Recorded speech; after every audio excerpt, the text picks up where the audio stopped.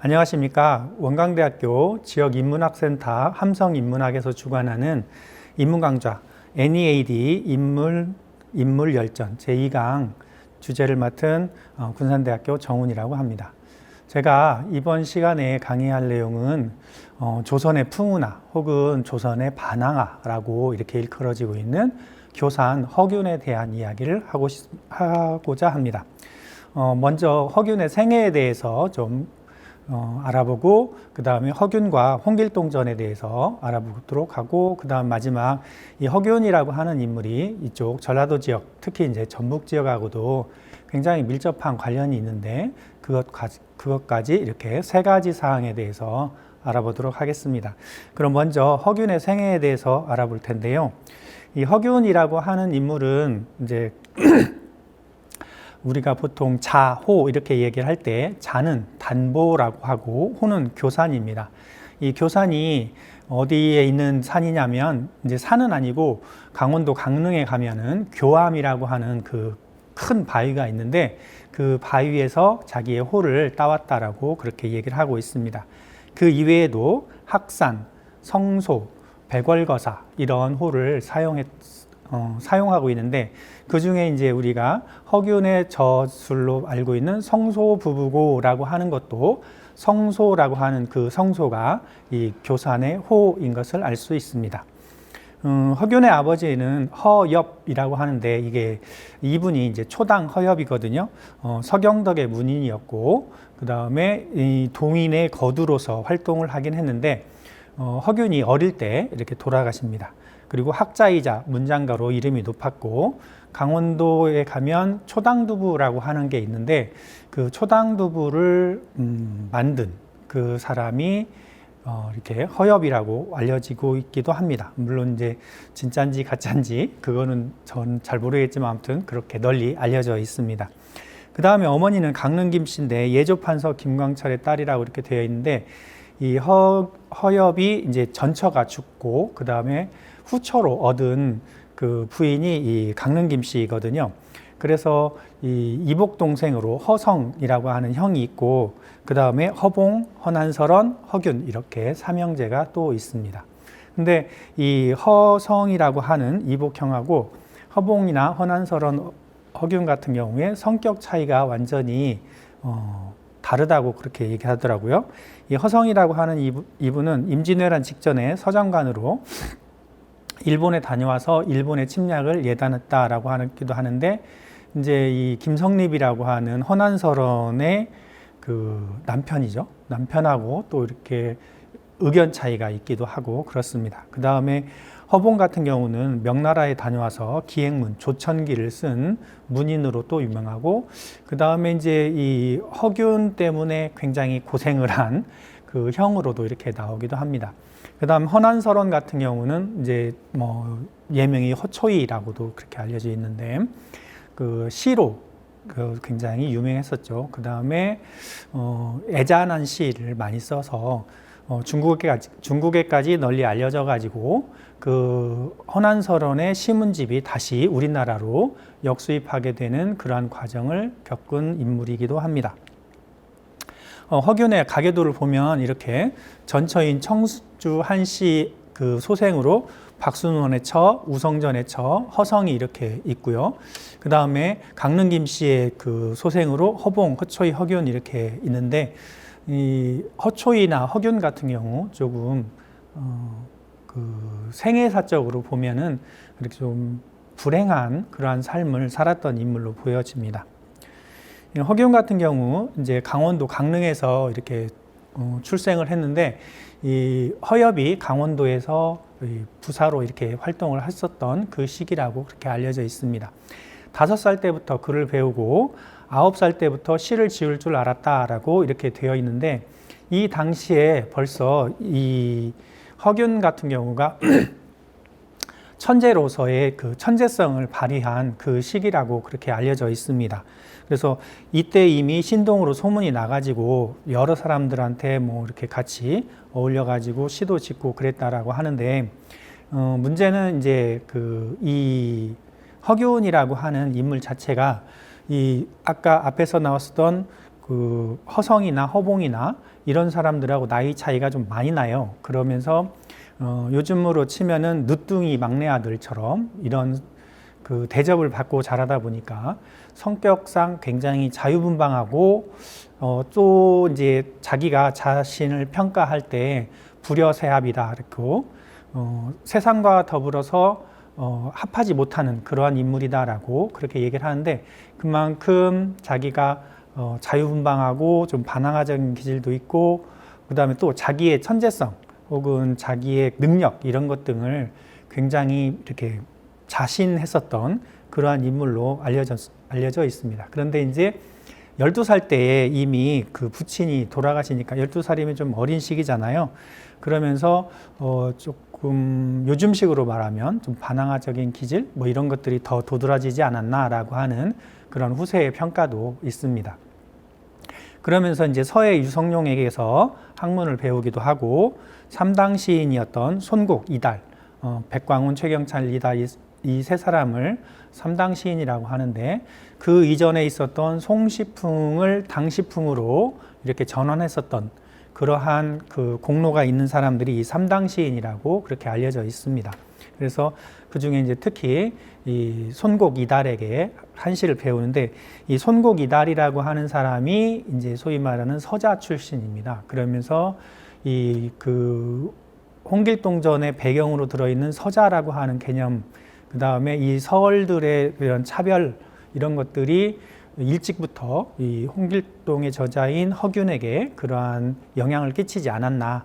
물론 이제 홍길동전의 배경이라고 일컬어지는 칠서와 관련된 것도 또 이렇게 나중에 뒤에 언급이 될 거라고 되겠습니다.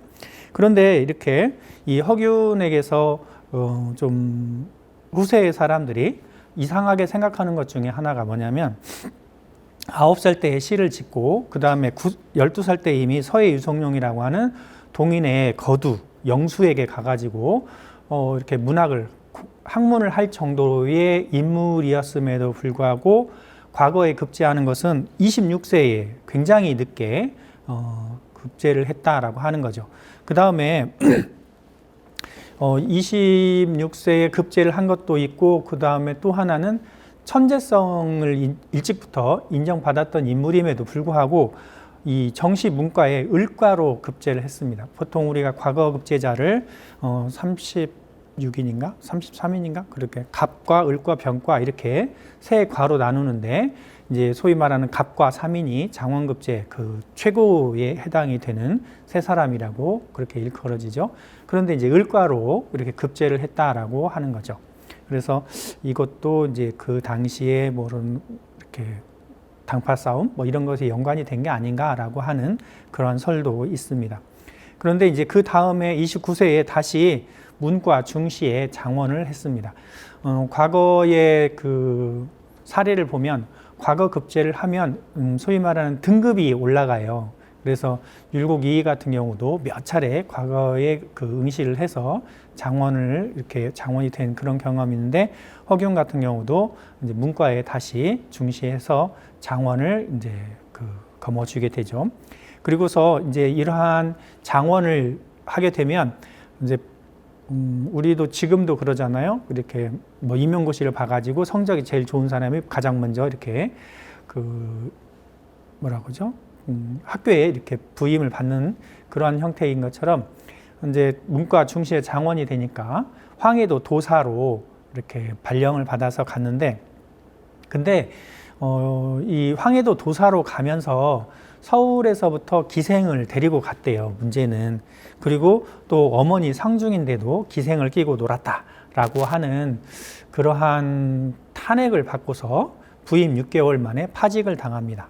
근데 이제 그 허균의 이렇게 글들을 보면은 어떤 게 있냐면 자기한테 좀 안 좋은 거나 그런 것들은 이렇게 빼버릴 수도 있는데 그런 게 없다라고 합니다. 그냥 있는 그대로 썼대요. 이거 같은 경우도 서울에서 기생을 데리고 가서 그냥 하루 자고 놀고 뭐 이런 것들이 그 당시에 뭐 이렇게 사례로 보면 있을 법한 일이었다라고 하는 거죠. 그런데 문제는 뭐냐면 이것을 다 기록으로 이렇게 남겼다는 거예요. 오늘은 누구랑 와서 같이 자고 놀았다. 뭐 이런 식으로.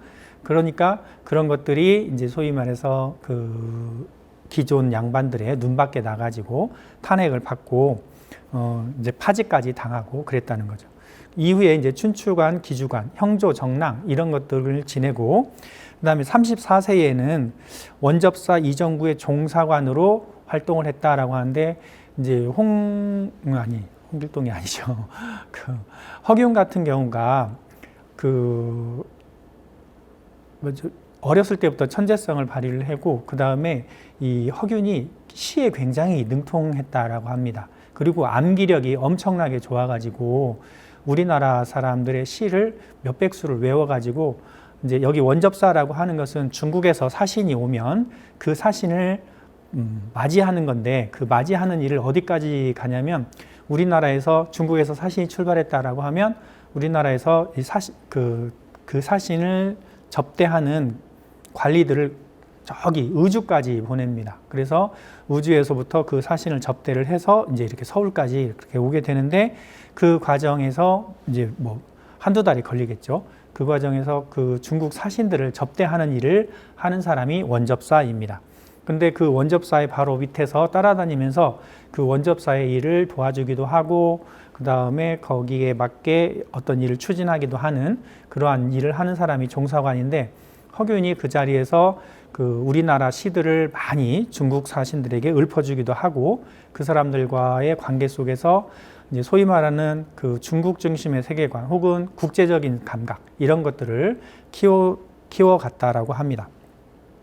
그 다음에 이제 36세 때는 황해도 수안 군수로 부임을 하게 되는데 이 군수로 부임을 해가지고 군 뭐 이런 것들을 일 보면서 이제 유교적인 조선조라고 하는 유교 사회의 덕목을 널리 퍼뜨리고 그래야 되는데 이 그 관청에다가 부처를 모셔놓고 시시때대로 가서 절하고 밥 먹을 때는 식경이라고 해서 불경을 외우고 이런 모습을 보입니다. 그러다 보니까 불교를 믿는다라고 하는 탄핵을 받고 또 벼슬에서 쫓겨나는데 허균의 이러한 그 벼슬에 임명이 되고 쫓겨나고 하는 이런 것 과정을 보면 허균이라고 하는 인물이 이 벼슬을 받고 그 다음에 그 벼슬을 지키거나 아니면 벼슬을 높이기 위해서 한 그러한 행동 거지와는 상당히 거리가 먼 그래서 이제 후세의 그 허균에 대한 평가가 굉장히 자유분방한 인물이다라고 그렇게 이제 평가를 한다라고 하는 거죠. 그러다 보니까 이제 이 허균에 대한 인물평 이런 것들이 그렇게 그 좋게만은 당대 사람들의 그 입에서 좋게만은 여겨지진 않았던 것 같습니다. 그 다음에 이제 또 38세 때는 명나라 주지번을 영접하는 종사관이 되어서 이 넓은 학식으로 조선시와 시인들을 소개를 합니다. 그래서 이제 이런 술자리나 뭐 이런 데 앉아가지고 서로 수창외교라고 하는데 중국 사신이 시를 지으면 그에 맞게 또 우리나라 사람이 시를 짓고 그래서 서로 자기들의 바라는 바 이런 것들을 시를 통해서 넌지시 이렇게 건네는 그런 것들을 이제 보통 수창외교라고 이렇게 얘기를 하는데 그런 데서 반드시 그렇게 어떤 목적성이 있는 시만을 지었던 것은 아니라는 거죠. 그래서 자기들의 문제를 뽐내고 그 다음에 시제를 통해서 자기들의 문학적인 성과를 드높이는 그런 자리로서 이러한 수창외교가 이루어지는데 그때 우리나라 사람들의 시를 줄줄줄줄 막 많이 외워가지고 이 명나라에서 조선시선이라고 하는 책으로 이렇게 한 권이 나올 정도까지 그렇게 그 시로서의 그런 능력을 발휘를 했다라고 합니다. 그리고 이 공로로 강원도 삼척부사가 되었는데 여기서도 역시 불상을 모시고 연부를 한다라고 하는 탄핵을 받아서 쫓겨나게 됩니다. 그리고 이제 이러한 그 과정에서 허균이 최소한 6번 이상을 중국을 왕래를 했다라고 그렇게 알려져 있습니다. 그런데 그 과정에서 이제 이 허난설원의 시집을 그 중국에서 먼저 발간을 해가지고 우리나라에 들어오는데 물론 이제 그런 건 있어요. 허난설원의 시집 전체를 놓고 보면 이게 허난설원이 전부 다 지은 시인가라고 하는 의심을 받기도 하고 혹은 각 막금인데 어쩌다 허균의 시가 거기에 들어간 건 아닌가라고 하는 그런 의심을 받기도 하고 그러는데 어쨌든 이 허난설원이라고 하는 여류 시인의 시가 우리나라에서 존재를 하게 되고 그 다음에 이렇게 세상에 널리 알려지게 된 그런 과정에는 허균의 공로가 매우 크다라고 할 수 있습니다. 그리고 이러한 영접사, 접반사 이런 것 등을 하게 되면은 그에 대한 공로로 이렇게 벼슬의 등급이 이렇게 올라가게 되는데 이러한 것 때문에 이제 공주 목사로 다시 발령을 받게 됩니다. 그런데 이 공주 목사가 되니까 이제 목사는 꽤 높은 벼슬이거든요. 지방관 중에서. 그래서 이때 이제 그 소위 말하는 서울 친구라고 할 수 있는 이재영, 심우영, 이 심우영이라는 인물들이 이제 뒤에 가면 칠서와 관련된 인물인데 이 이재영을 먼저 불러드립니다. 그래서 내가 목사의 월급을 반을 쪼개서 자네를 부양을 할 테니까 식구들을 전부 데리고 오라고 그러면서 그 이재영이나 심우영을 불려들어 가지고 같이 이제 뭐라고 하죠? 관아에서 살게 합니다. 그러다 보니까 이제 주위 사람들이 소위 말하는 모셔야 될 사람이 많아지게 된 거죠. 그러다 보니까 이제 막 그 중앙에다가 그 탄핵을 하게 돼가지고 결국은 또 이 목사 자리에서 1년도 못 되어가지고 파직을 당하게 됩니다. 이제 이때 파직을 당하게 되었을 때 이쪽 이제 부안 쪽으로 내려가서 산천을 유람하면서 부안기생인 계생을 만나게 됐다라고 하는데 이 계생이라고 하는 인물은 우리가 흔히 매양이라고 하는 매창이라고 하는 기생으로 알려져 있는데 이 매창기생은 천민 출신 유희경과도 굉장히 교분이 깊은 인물입니다.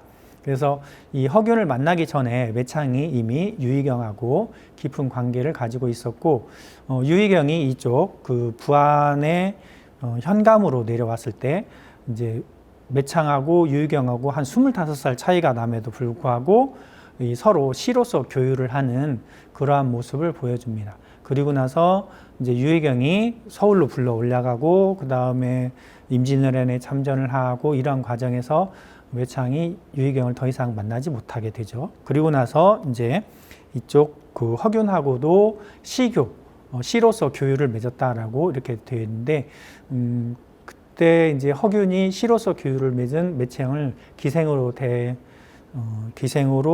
대접하지 않고 하나의 여류 시인으로서 이렇게 대접을 하는 그런 모습을 보여주고 있습니다. 그 다음에 이제 41세 때는 명나라 책봉사가 왔을 때 이상의의 종사관으로 활동을 하면서 첨지중추부사, 형조참의 이렇게까지 벼슬이 차곡차곡 올라갑니다. 그 다음에 이제 42세 때 전시를 주관하면서 조카와 사위를 합격시켰다는 탄핵을 받아서 또 전라도 함열로 유배를 가게 되는데 과거에도 그렇지만 요즘도 그렇지만 과거에도 이렇게 소위 말하는 입시부정 이런 것들이 많이 있었는가 봐요. 근데 이 당시에도 이렇게 전시, 요즘 말로 하면 대과인데 대과를 주관을 하면서 소위 말하는 친인척들 이런 사람들을 입격시키는 사례가 다른 사람들한테도 많이 발견이 됐었는데 이제 유독 이렇게 그 허균 같은 경우 지금 아버지가 돌아가셔가지고 자신의 입지가 그렇게 높지 않죠. 공고하지 않죠. 그러다 보니까 소위 말하는 그 희생양이 필요해가지고 허균을 이렇게 요즘 말로 하면 꼬리 자르기죠. 꼬리를 딱 허균을 잘라내고 마무리를 한 걸로 이렇게 이야기가 되고 있습니다. 그러면서 이 전라도 함열로 유배가 되어가지고 내려와가지고 학동들을 가르치면서 이때 이제 성소부부고라고 하는 책을 엮었다고 그렇게 알려지고 있습니다. 정확한 연대는 알려지진 않았는데 이 당시에 지은 것이 아닌가라고 이제 추정을 하고 있죠. 여기서 말하는 성소는 아까 앞에서 처음에 얘기했었던 허균의 호입니다. 그 다음에 부부고, 옛날에는 이걸 복부고라고 이렇게 얘기를 했었는데요.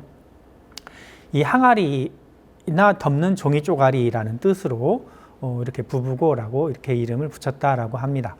옛날에는 항아리 이렇게 간장이나 간장, 된장 뭐 이런 거를 담은 항아리가 이렇게 있는데 그 항아리에 벌레가 들어가지 말라고 그 위에다가 이렇게 종이로 덮고 그 다음에 항아리 뚜껑을 덮었거든요. 그런데 쓰는 쓰잘데기 없는 원고라는 뜻으로 부부고라고 했는데 이 부부고 안에 들어있는 유명한 글들 중에 하나가 도문대작, 그다음에 호민론 이런 글 등이 있습니다. 이 글에 대해서는 뒤에 가가지고 다시 설명이 있으니까 그때 다시 하도록 하겠습니다. 이후 몇 년간은 정읍, 부안 이런 지역에 이렇게 왔다 갔다 하면서 이렇게 거주를 했다라고 그렇게 일컬어지고 있습니다. 성서부부고 같은 경우 총 8권 1책의 필사본인데요. 이게 이제 왜 필사본이냐면 좀 유명하고 이름이 있고 집안에 재력이 있으면은 이게 이제 그 목판본으로 이렇게 전해져 올 텐데 허균 같은 경우 자기가 죽을지 모르고 갑작스럽게 이게 죽었다라고 하는 그런 설이 있고 그 다음에 그 죽임을 당하는 과정에서 이 허균 같은 경우 역적으로 그 죽임을 당했잖아요. 그러니까 누가 역적의 글을 가지고 있다라고 하면 이제 똑같이 역적으로 취급을 받는 그러한 사례가 많이 나타나게 됩니다. 그러다 보니까 이제 내가 이 글을 가지고 있다라고 소문도 못 내는 거죠. 그래서 필사본으로 전해져 내려오고 있다라고 합니다.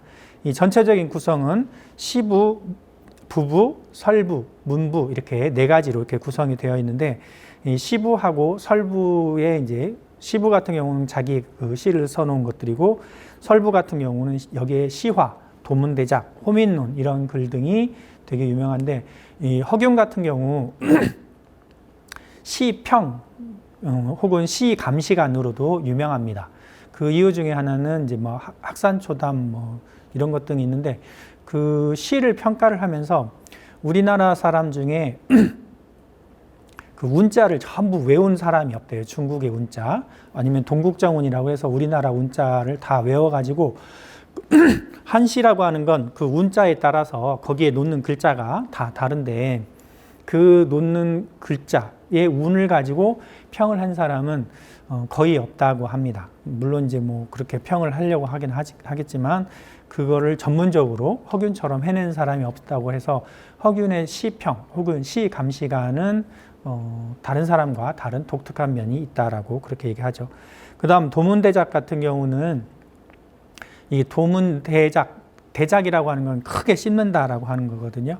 이게 이제 성서부부고가 익산 함열에서 엮어졌고 그 다음에 유배기간에 엮어졌다라고 하기 때문에 이 허균의 아버지 혹은 형을 보면 허균 집안이 굉장히 도시층의 부유한 인물이었다라고 하는 걸 알 수 있는데 그래서 어릴 때부터 굉장히 맛있는 걸 많이 먹고 미식가적인 기질이 있었던 허균이 이제 귀향을 딱 오니까 맨날 먹는 거친 밥, 그 다음에 뭐 아주 소박한 반찬 이런 것 때문에 맛있는 것에 대한 욕구가 생겨났을 거다라고 하는 거죠. 그래서 그 전국 각지를 돌아다니면서 먹었던 맛있는 것들을 기록한 최초의 음식 뭐 이런 개설서 이게 이 도문대작이라고 합니다. 그 다음에 이제 호민론, 유제론 같은 경우는 정치적인 그런 글들로 알려져 있고 원민, 항민, 그 다음에 호민 이런 것들이 있는데 이 호민이 사회를 변혁시킬 만한 그러한 힘, 세력을 가진 인물들이다라고 해서 이런 호민론이 이렇게 되어 있죠. 그 다음 이제 46세 때 이제 여기서부터가 이제 파란만장한 시기가 되는데 이 개추곡사에 평소 친교가 있던 서양갑, 심우영 이런 사람들이 이 처형을 당하게 됩니다. 이 소위 말해서 이 서양갑이나 심우영이나 해가지고 한 7명이 있는데 이 강변치루라고 하기도 하고 그 다음에 이제 뭐 칠서라고 해서 7명의 서자라기도 하고 이렇게 되어 있는데 이 사람들이 소위 말해서 이 난까지는 아닌데 이 뒤에 가서 다시 또 설명이 있는데 은상을 습격해 가지고 은상이 가지고 있던 그 자금 한 600~700냥을 이렇게 훔치는 일이 발생을 합니다. 그런데 그때 그 광해군하고 그다음 대북파의 이첨이라고 하는 인물이 서로 이렇게 자기들의 정치적인 이익 이해타산이 딱 맞아 떨어져 가지고 이 칠서의 난을 가지고 역모를 꾀했다라고 하는 그런 것들을 막 부풀려서 개축 옥사로 만들어 버립니다. 그럴 때 이 허균 같은 경우 이 서양갑이나 심우영 등 칠서와 굉장히 밀접한 관계를 맺고 있었는데 자기 목숨을 보존하기 위해서 소위 말해서 대북파이었던 이이첨에게 가서 이렇게 빌붙습니다. 근데 이이첨이 그 과거 급제 동기생이라고 이렇게 하더라고요. 그런데 이 이이첨이 이제 이 대북파의 영수로서 허균을 이제 끌어들이게 되는 거죠. 그러면서 이 허균을 소위 말하는 그 대북파의 나팔수처럼 이렇게 활용을 하게 됩니다. 그러다 보니까 이제 심우영이나 서양갑 이런 인물들은 이제 모진 고문에 못 이겨가지고 역모를 꾀했다라고 하는 자백을 하게 되고 그러면서 능지처참을 당하게 되는데 이때는 허균이 아무 일 없이 이렇게 넘어가게 됩니다. 그러고서 이제 다시 그 벼슬살이를 계속을 하게 되는데 이 46세 때 천추사가 되어서 이 중국에 다녀오게 되면서 외족인 현흥민을 데려가게 됩니다. 이 현흥민은 외족이면서 그 굉장히 허균을 이렇게 그 허균의 재능이나 이런 것들을 알아보고 이렇게 모셨던 그러한 인물로 되는데 이때 이 천추사가 되어서 이 중국에 간 이유가 광해군이 후궁 출신의 소생이거든요. 그러니까 정치적인 기반이나 입지가 굉장히 약합니다. 정실의 소생으로서가 아니기 때문에 그래서 그 허균을 통해서 중국에다가 이 자기의 그러한 입지를 공고히 하기 위한 그러한 소위 말해서 로비를 하러 이렇게 돈을 몽땅 줘가지고 허균을 보냈는데 허균이 그런 일은 잘 하지를 않고 이때 그냥 그 책을 외국 서적들을 몽땅 이렇게 사옵니다. 그래서 이 귀국할 때에 태평광기 그 다음에 중국의 그 이타고 이런 사람들의 책들을 몽땅 이렇게 사와가지고 그 책들을 강릉에다가 요즘식으로 말하면 도서관, 독서당을 딱 지어놓고 그 지역 인재들한테 자기 집에 와서 무조건 어떤 책이든 이렇게 보도록 합니다. 그러면서 그때 천주교랄지 아니면 천주교 기도문, 세계지도 이런 것 등이 그 책 속에 이렇게 같이 묻혀서 들어온 게 아니냐라고 하는 그러한 설이 있습니다. 그러면서 이제 이러한 것 때문에 더 다른 사람의 눈에 이렇게 벗어나게 되는 그러한 계기를 마련하게 되죠. 그 다음에 이제 이 49세 때 임목대비 패모론이 이렇게 등장을 하게 되는데 이 임목대비 같은 경우가 이 광해의 아버지라고 할 수 있는 그 아버지의 그 첩이라고 할 수 있나요? 부인인데 이 광해보다 나이가 굉장히 적대요. 그런데 이제 이 임목대비의 그 위치는 그래도 따지고 보면 어머니 뻘인데 이 어머니가 이제 그 자기의 소생인 영창대군을 왕으로 만들기 위해서 적통 아들이 있으니까 광해는 항상 이렇게 불안감을 느낄 수밖에 없죠. 그래서 은근히 이 임목대비를 폐비를 시키고 싶어 하는데 그때 이제 그 누구를 이용할 거냐라고 하는 그 광해군의 입장에서는 자기를 지지해 줄 세력으로 대북을 선택을 합니다. 그런데 이 대북파는 이 당파 중에서도 그 경상도 지역, 그러니까 임진왜란 시기에 그 의병을 일으켜가지고 그 외적들하고 싸웠던 그러한 지역의 인물들입니다. 그러니까 이 대북파는 따지고 보면 서울에 근거지가 없어요. 그 다음에 여러분들도 잘 아시겠지만 이렇게 막 주먹질하는 사람치고 성격이 온건한 사람이 없잖아요. 말하다가 그냥 이렇게 먼저 주먹이 나가게 되는 그런 것처럼 이 대북파는 굉장히 강경파입니다. 그런데 그 당시에 이렇게 조정의 상황이나 이런 것 등을 보면 가장 큰 세력은 서인이었고 그 다음에 그 서인의 세력을 반대인 동인이 그 다음에 많은 세력을 차지하고 이 북인 같은 경우 북인은 소위 한 5% 이런 정도의 인물밖에 안 되는 거죠. 그런데 이 세력 싸움에서 이 서인이나 동인 혹은 대북파 이런 것들하고는 이렇게 놓고 봤을 때 대북이 서인을 상대한다라고 하는 건 소위 말하는 계란으로 바위치기쯤 이렇게 되는데, 그러려면 소위 말하는 어떤 큰 건을 만들어야 되는 거죠. 그런데 이제 이 동인 중에서도 이 세자책봉 문제하고 이 패모론 이런 것들 때문에 이 남인과 북인이 갈라서게 되고, 이 북인 중에서도 또 이제 뭐 이렇게 온북, 뭐 냉북, 뭐 이런 식으로 막 또 이렇게 막 많이 갈라지더라고요. 그래서 패모를 반대하던 온건파 영의정, 기자원과 사이가 벌어지면서 기자원은 길주로 유배를 갑니다.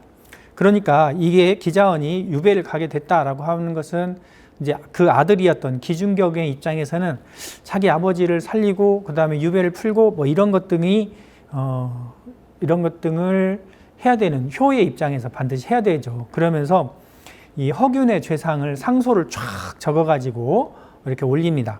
그러니까 이제 허균도 이 반대 상소를 올려가지고 서로 이렇게 변명을 하게 되는데, 이 과정에서 이제 허균이 그 반대 상소를 올리고 막 이러면서 이제 그 자기 변명을 잘 해가고 있었는데 이의점이나 이런 데 붙어가지고 그때 난리가 날 것이라고 하는 흉서가 남대문에 이렇게 밤에 붙습니다. 근데 이 벽서를 붙인 이 인물이 누구냐라고 이제 찾아봤겠죠. 그러니까 허균의 신복이었던 현흥민이 붙였다라고 하는 것이 탄로나서 허균도 그 즉시 의금부로 압송이 됩니다. 그런데 이제 여기서부터가 이 이런 어떤 낭설이 되게 많이 들어가게 되는데, 허균의 신복이 허균을 구하기 위해서 이러한 것을 붙였을까라고 하는 그런 것이 있다는 거죠. 그래서 이거 같은 경우도 이 조작설이라고 하는 그런 말들이 굉장히 많이 있습니다. 그런데 이제 또 허균 같은 경우 자기가 이번에 들어가면 나오지 못할 거다, 혹은 아니면 지금 한참 이 광해군하고 대북파가 서로 이렇게 찰떡같이 붙어 있잖아요. 이 찰떡같이 붙어 있는 이점이 나를 돌봐줄 것이다 라고 하는 그러한 믿음 때문에 그랬는지는 모르겠지만, 허균 같은 경우 굉장히 순순히 잡혀갔다라고 합니다. 그러면서 또 한편으로는 자기가 지은 성소부부고나 뭐 이런 여러 가지 문집, 저술 이런 것 등을 외손 집으로, 그 딸 집으로 다 옮겨놨다라고 합니다. 그러면서 이제 순순히 잡혀가는데, 이 허균하고 기준격을 대질신문을 시키면서 이 허균이 역적무의를 했다, 혹은 아까 그 전에 있었던 칠서인한테 그 역적무의를 꾀했던 인물들과 굉장히 긴밀한 관계에 있다라고 그렇게 하면서 김윤왕, 하인준, 현흥민, 우경방, 이 소위 말해서 허균 일파들을 이게 역적무의를 했다라고 하는 그 사실이 이렇게 일어나자마자 바로 이렇게 나가가지고 사형을 시켜버렸다라고 합니다.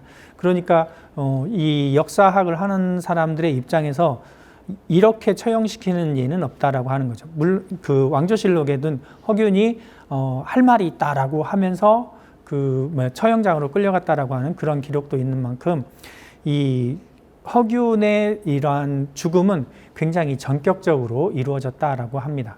그리고 또 하나는 허균이 이렇게 대질신문이 끝난 다음에 바로 나가서 이 죽음을 당했다라고 하는 그것을 생각하지 못한 건 아니냐라고 그렇게 이야기를 하시는 분도 있더라고요.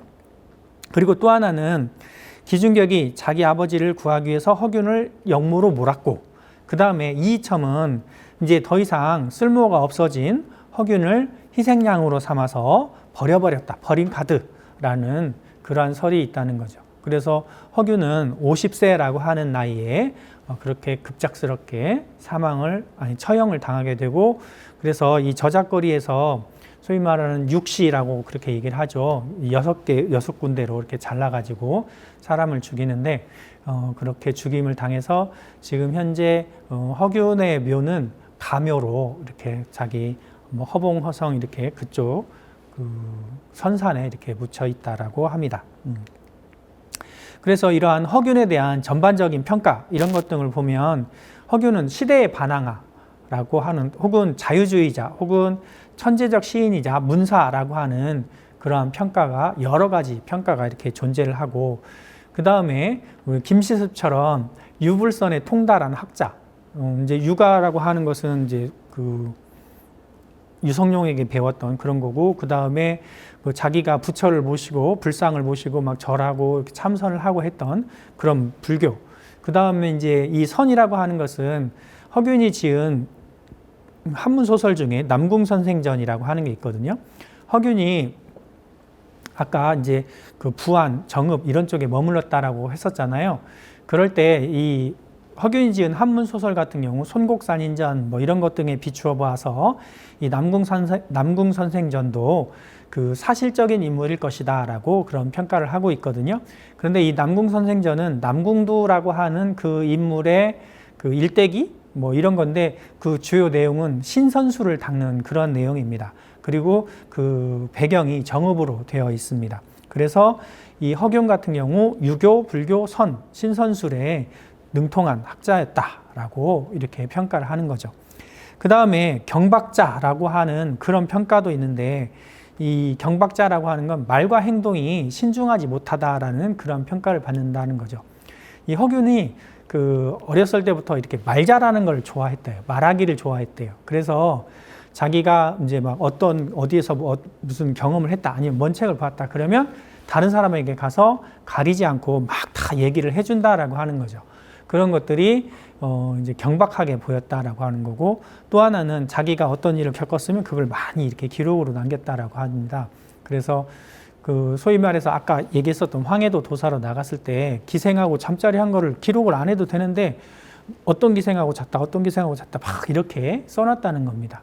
그리고 이제 그러한 것이 이 매창하고도 또 연결이 되는데 이쪽 부안에 와서 기생 매창을 만났을 때 박색이다라고 이렇게 써가지고 그것이 이제 널리 알려져서 더 이상 이제 매창을 박색이라고 놀리는 일이 없어졌다라고 하는 그런 설도 있습니다.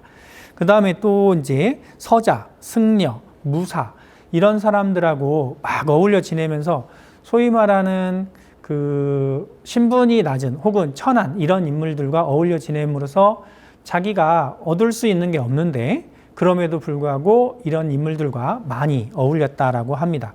그 중에 이제 승려로서는 사명대사 같은 분이 있는데 이게 이제 그 허균을 불교 쪽으로 이렇게 끌어들인 그런 게 아닌가라는 그런 설이 있죠. 그 다음 이제 이런 서자나 승려, 무사 이런 인물들과의 만남이 아까 얘기했었던 칠서의단과 그렇게 연결이 되기도 합니다. 그리고 또 하나는 이 중국에 최소한 6번을 갔다라고 하고 그 다음에 중국 사람들을 대상으로 이렇게 수창외교를 많이 한 그러한 인물로서 이 다른 인물들과는 다르게 국제적인 감각이 굉장히 뛰어난 그런 것을 보여준다라고 하고 후에 여진족이 세력을 키워서 우리나라를 침략을 했을 때 어떻게 대비를 해야 될 것인가라고 하는 그러한 것들이 이제 뭐 조정에서 논의되기도 했다라고 합니다. 그 다음은 이제 학산초담, 성수시와 국조시산 이런 그 본격적인 시 평론서 그 전까지는 거의 대부분 우리가 시 평론서라고 하는 것은 시화 등을 통해서 이렇게 간단하게 언급이 됩니다. 그러니까 그 사람의 시는 어찌어찌하다. 이게 시 평론 끝이에요. 뭐 한 줄 혹은 서너 글자에 그치는 경우도 있습니다. 그런데 그러한 말이 나오기 위해서는 어떤 작품에서 보면 어떠한 특성을 보이고 이러한 특성들이 쭈루룩 모이면 이 사람의 특성이 이렇다라고 하는 그러한 말이 이렇게 차곡차곡 쌓여가지고 결론이 나와야 되는데 그런 앞의 과정은 하나도 없습니다. 그런 것들이 이제 보통 시화라고 해서 많이 이렇게 얘기가 되는데 여기 학산초담이나 성수시와 국조시산 같은 경우는 그런 것들이 많이 빠져 있다라고 하고 본격적으로 이 시는 어째서 좋다라고 하는 그런 평가가 있다라고 하는 거죠.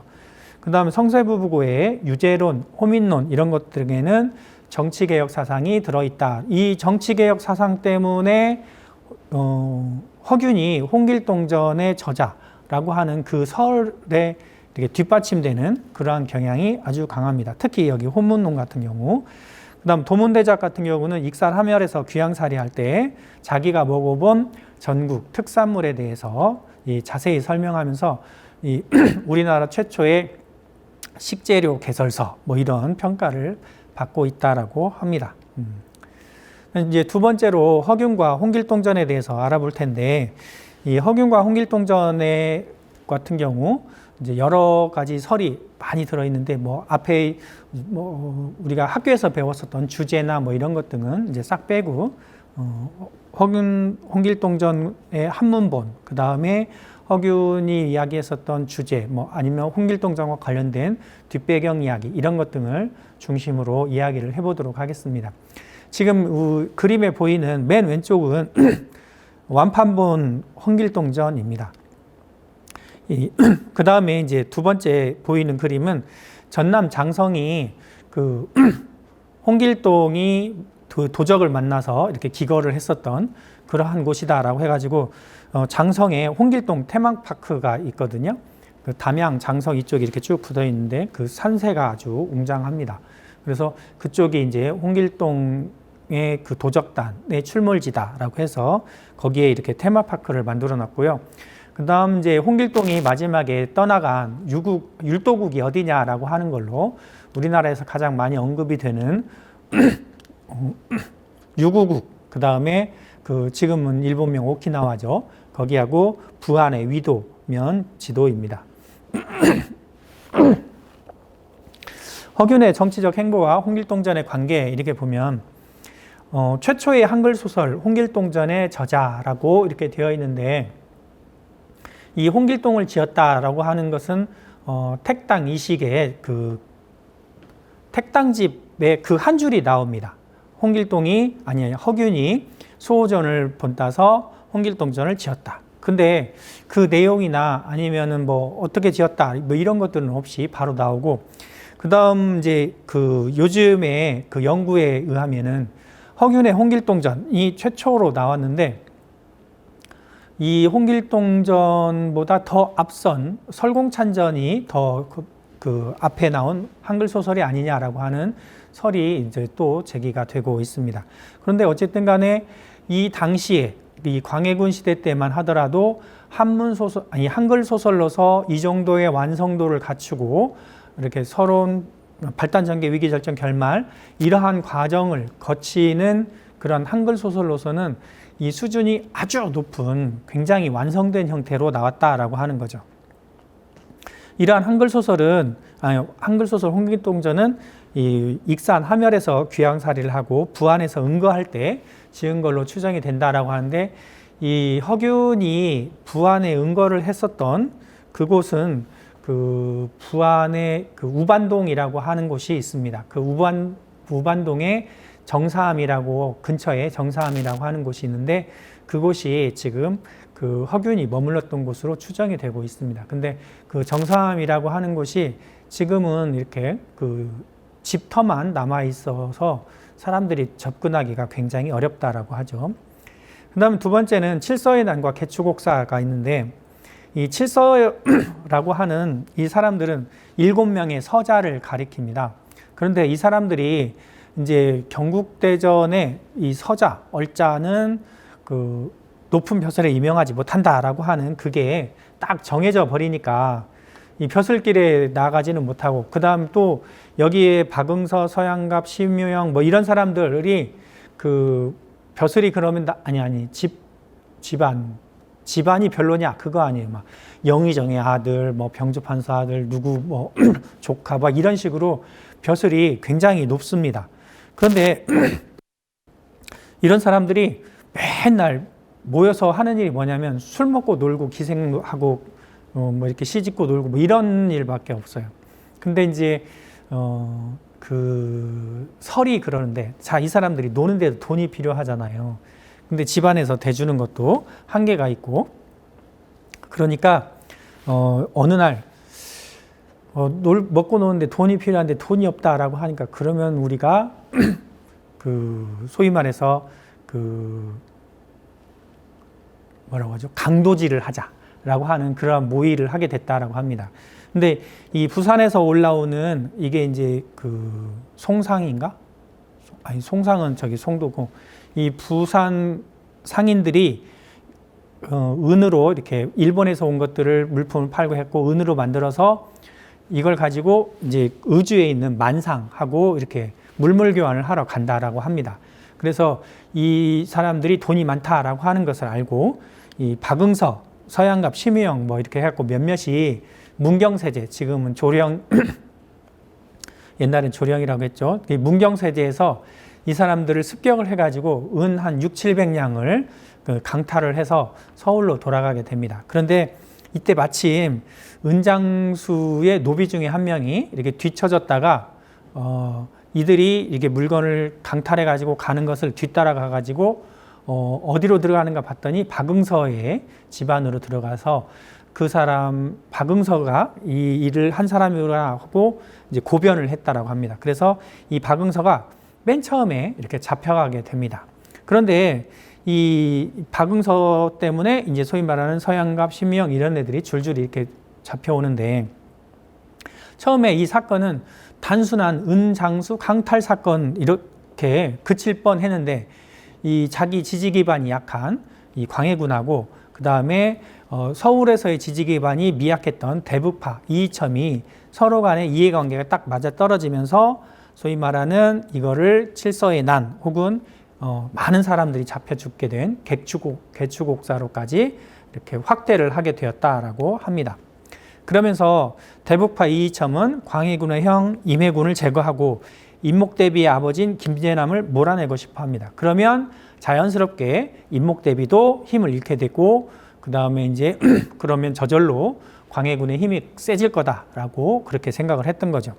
그래서 이이첨은 대북파에 맨 처음 잡혀온 박응서에게 허위 자백을 강요를 하게 됩니다. 네가 만약에 이 영모를 실토를 하게 되면 너는 살려줄게 라고 하는 거죠. 그러면서 이 박응서는 허위 자백을 하게 되는데 박응서, 박치우, 심의영 이 7명의 칠서가 영모를 모의를 했는데 은 6, 700냥을 가지고서 이걸 군자금으로 삼아가지고 무신들을 회유하거나 아니면 군대를 모집하려고 했다. 근데 이게 이제 군대를 모집하거나 뭐 이렇게 회유를 하기 위해서 은 6, 700냥이라고 하는 것은 굉장히 양이 적었다라고 그렇게 얘기를 하더라고요. 그 다음에 이제 이게 쿠데타가 성공을 하면 정엽을 훈련대장에 앉히고 영창대군을 옹립하고 임목대비에게 수렴청정을 맡기려고 했다. 그리고 그 일을 꾀한 그 중심에는 영창대군의 외할아버지인 김재남, 그러니까 임목대비의 아버지죠. 김재남이 있었다. 이렇게 되니까 그러면 한꺼번에 영창대군도 몰아내고 임목대비도 폐위시키고 김재남도 죽일 수 있는 그런 건수가 생기게 된 거죠. 그래가지고 이제 그 칠서들을 다 잡아다가 막 고문을 하면서 야 니네들도 동참했지 이렇게 했는데, 여기에 말하는 서양갑이라고 하는 인물이 아무리 고문을 당해도 나는 그런 일이 없다라고 그렇게 버텼다고 합니다. 그런데 이 서양갑이 실토를 하도록 서양갑 막 고문을 했는데, 이 서양갑은 자기가 고문 때문에 정신을 잃을 정도까지 됐는데도 자백을 하지 않으니까 어머니하고 형을 잡아다가 막 고문을 했대요. 그러면서 그 서양갑 앞에서 어머니가 죽고 형이 죽으니까 갑자기 그 다음날 서양갑이 그 영모가 있었다라고 이렇게 고변을 해버리면서 광해군의 장인이자 임목대비 아버지 김재남은 그 자리에서 사사가 되고, 그 자리가 아니죠. 사사가 되고, 영창대군은 위리안치 되어갖고 결국은 죽게 되고, 그 다음에 서인이었던 여러 사람들이 갑자기 제거가 되면서 대북이 정권을 장악하게 됩니다. 그리고 이 이후에 다시 서인이 주도한 그 인조반정이 성공을 하게 되면서 대북파는 완전히 실각을 하게 되고 대북 정권은 결국은 몰락을 하게 되겠죠. 이 홍길동전에서 문제가 되는 것은 적서차별의 문제인데, 이 적서차별이라고 하는 것이 이제 태종 때 만들어졌다라고 합니다. 그러면서 이게 성종 때 경국대전에 올라가면서 이게 구체적으로 이렇게 공고화되면서 이제 이 조선 중기 이후에는 서자 얼자들이 더 이상 벼슬에 오르지 못하는 그러한 사건이 되었고, 사회가 구조가 그렇게 되었고, 그러면서 홍길동전의 배경이 되었다라고 하는 설이 있습니다. 그 그 다음에는 이제 홍길동전이라고 하는 것이 허균의 창조가 아니라 요즘 말로 하면 팩션 뭐 그런 거 있죠. 실존 인물을 소설화한 거다라고 하는 그 연세대 명예교수인 설성경 교수의 설이 이렇게 있었고요. 그래서 이 김길동이라고 하는 이 인물이 홍길동의 모델이 아니냐라고, 그리고 일본의 유구인 그 유구 지역의 니시가키 섬, 이게 율도국의 그 증거이고, 거기에 있었던 홍가와라라고 하는 인물이 홍길동이 아니었냐라고 하는 그런 설이 있습니다. 그런데 이제 이 홍길동이라고 하는 이 인물은 연산군 때 사람으로 이렇게 나오는데, 충청도에서 홍길동을 체포했다, 이 이야기만 이렇게 딱 한 줄 이렇게 나온다고 합니다. 그래서 이러한 인물이 실존이냐 아니냐라고 하는 그 설은 아직까지도 이렇게 진행이 되고 있습니다. 그 다음에 이제 또 하나가 역시 연세대 이윤석 교수가 주장을 했었던 한문본이 먼저다라고 하는 그러한 설이 있었는데요. 여기에 보면 한문본 홍길동전이라고 그렇게 되어 있지는 않지만 이 노혁전이라고 하는 한문본 소설이 있는데, 거기에 그 주인공 인물이 홍길동이다라고 그렇게 되어 있습니다. 그래서 이 한문본 홍길동전이 먼저다라고 하는 그러한 설도 있는데, 아직까지는 한글본 홍길동전이 먼저다라고 하는 그 설이 전반적으로 지금 그렇게 알려져 있습니다. 그 다음에 허균과 전라도의 인연이라고 하는 것은, 허균은 40세 때 공주 목사에서 파직이 된 이후에 이쪽 우반동, 우반동은 뒤에 이제 허균 뒤에 더 이렇게 유명한 반개수록, 유형원의 반개수록이 이제 거기서 나왔죠. 거기 그런 지역인데 바닷가하고 아주 굉장히 가깝습니다. 그래서 여기에서 1608년부터 12월까지 머물고, 그 다음에 다시 익산으로 귀향을 온 다음에 역시 우반동으로 내려가서 산천을 유람하면서 지내다가 이제 개생을 만나게 됐습니다. 지금 여기 우반동 찾아가는 길 이렇게 갖고 나오는데, 유형원 유적지의 바로 그 윗부분에 굴바위라고 하는 곳이 있고 정함사 터가 있고, 그래서 이 허균이가 이 지역을 중심으로 머물렀었다라고 하는 것을 볼 수 있습니다. 그리고 이 사진에 보이는 왼쪽은 멀리서 본 굴바위고 오른쪽은 가까이서 본 모형인데, 이 굴바위 속에는 한 30-40명의 사람들이 넉넉하게 앉아서 지낼 정도로 넓은 그런 공간이 있다라고 합니다. 그리고 이제 부안기생 매창과의 인연 이렇게 되어 있는데, 전라도 전운판관, 어디서는 또 이제 수운판관 이렇게도 나오더라고요. 그래서 부안에 들렀을 때 매창을 만났다라고 합니다. 그리고 또 우반동으로 내려와서 머물다가 한양으로 올라가면서도 매창을 만나서 시를 주고받고 변산 지역을 두루 유람을 했을 거다라고 이렇게 추정을 하고 있습니다. 그래서 부안의 매창공원이라고 하는 데 가면 이 허균, 그 다음에 매창, 그 다음에 유형원, 이 세 사람의 관계 속에서 나타난 여러 시들이 이렇게 바위에 새겨져 가지고 널리 알려지고 있습니다. 유희경이 매창에게 준 시가 있는데, 이게 이제 칠원절구로 이렇게 되어 있습니다. 그래서 남국의 개랑 이름 일찍이 알려져서 글제주 노래솜씨 서울에까지 올렸어라. 오늘에서 참모습을 대하고 보니 무산 신녀가 삼청에 내려온 듯 하여라 라고 해서, 이 매창이라고 하는 기생을 무산 신녀 혹은 선녀라고 이렇게 비유를 하고, 자기를 이렇게 그 삼청에 사는 신선으로 이렇게 묘사를 하면서 소위 말하는 이렇게 기생 매창하고 그 초는 유희경하고의 이 관계 맺음을 시작을 합니다. 그러면서 이제 이 초는 유희경이 이렇게 천민 출신이다 보니까 그 글솜씨가 아주 좋아가지고 부안의 현감으로까지 내려오긴 했는데, 어떤 일을 하냐면 장례일에 굉장히 밝았대요. 그래서 나라에 장례일이 발생을 하면 이제 유희경이 올라가서 이렇게 일을 봐줬다라고 하는데, 그러면서 이제 올라간 다음에 더 이상 내려오지 않고, 그래서 이제 그 소위 말하는 이런 시들을 주고받고 이렇게 했는데, 이 시 중에 하나가 이제 그 이와우 훗날리째 울며 잡고 이별하님 추풍낙엽에 저도 날 생각는가 천리의 외로운 꿈만 오락가락하여라 라고 해가지고 교과서에 실릴 정도로 이 개랑의 이제 매창의 시조가 굉장히 유명하죠. 그 다음에 이제 그 허균 같은 경우도 이 매창의 그러한 시제를 듣고 그다음 같이 오래 지냈고 그랬잖아요.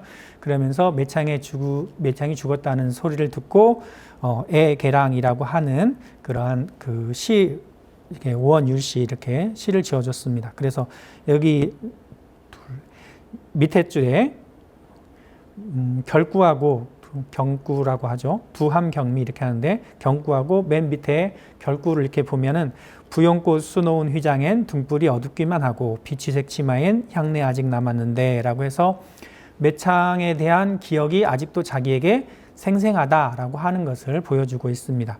이듬해 작은 벅사꽃 필 때쯤이면 누가 설도의 무덤을 찾으리라고 해서 이 설도라고 하는 중국의 유명한 여류 시인에 비겨서 매창의 시의 품격을 높여주고 있다라고 이렇게 얘기하고 있습니다. 자, 지금까지 허균의 생애, 그 다음에 허균과 그 홍길동전, 허균과 전라도의 인연 이렇게 세 가지 꼭지로 해서 허균 관련한 이야기를 나누어 봤습니다. 자, 이상으로 마치겠습니다. 감사합니다.